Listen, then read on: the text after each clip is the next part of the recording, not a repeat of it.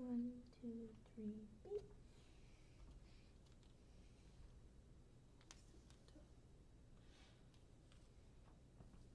Okay.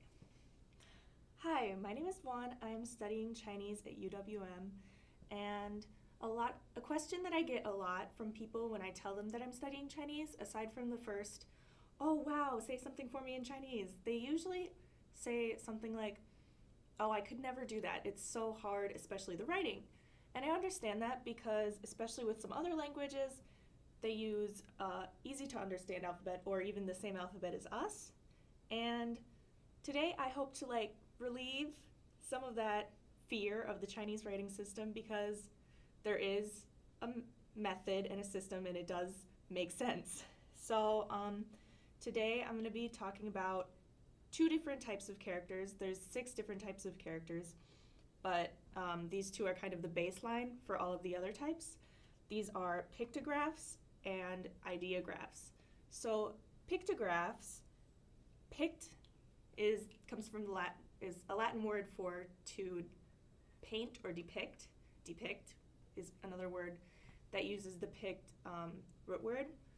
Ideo comes from, or is the Latin word for idea, such as an ideology, and graph or gram means to write or draw, such as autograph or photograph.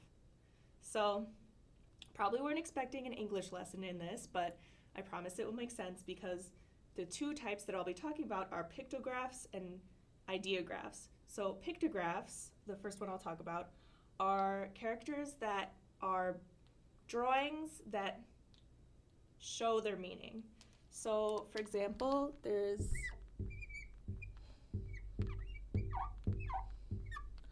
this word, ko, and then there is,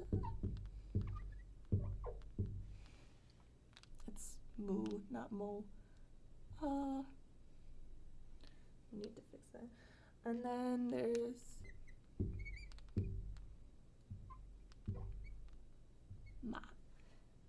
So these are pictographs. So the picture of this one is ko, it means mouth. And mu means tree, and ma means horse. You may be thinking these don't really look like that. Like ko is like, it's a mouth, I see that kind of. Mu is like, if you use your imagination. Ma is like very abstract, but that's because originally these characters started to be more like drawings, and then over hundreds and hundreds of years they became streamlined and like made to be easier to write and read. So the next characters I'll be talking about are ideographs. So instead of being a picture or a drawing to show, depict something, it's something showing an idea. So some really easy ones that you learn real early on is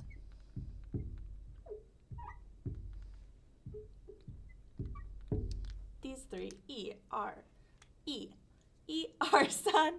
So E, R, san, can you guess what this means? It means 1, 2, and 3. So it's pretty easy to tell, but it's more of an abstract thought. But another good example of an ideograph or two are these, shang and xia. So shang means on top of, and xia means below. So if you look at it, it kind of looks like a stick in the ground, both either above or below the line, like the ground line. And while there is 4 other types of characters, like I mentioned before, there's 6, they're mostly built from these ones, and they're built with the meaning in them or the sound. So for example, I'll do a really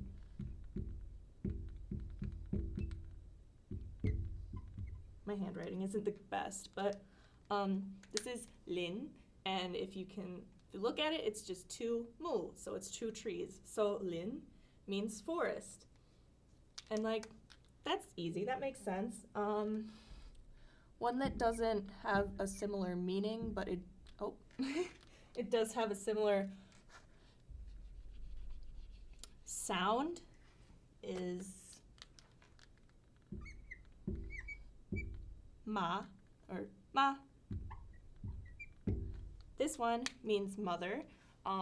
This character right here is actually a pictograph, it's interchangeable, or this one on this side means woman, nu, and this one on this side, as you can see, means horse.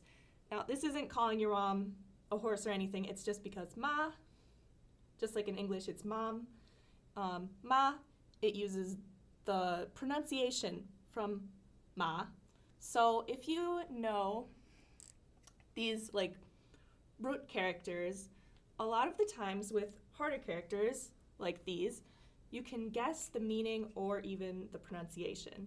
So hopefully that helped soothe some of the stress in trying to figure out the Chinese language. I know it's a lot, but it's really rewarding, and you should definitely, like, if you're considering it, you should start now.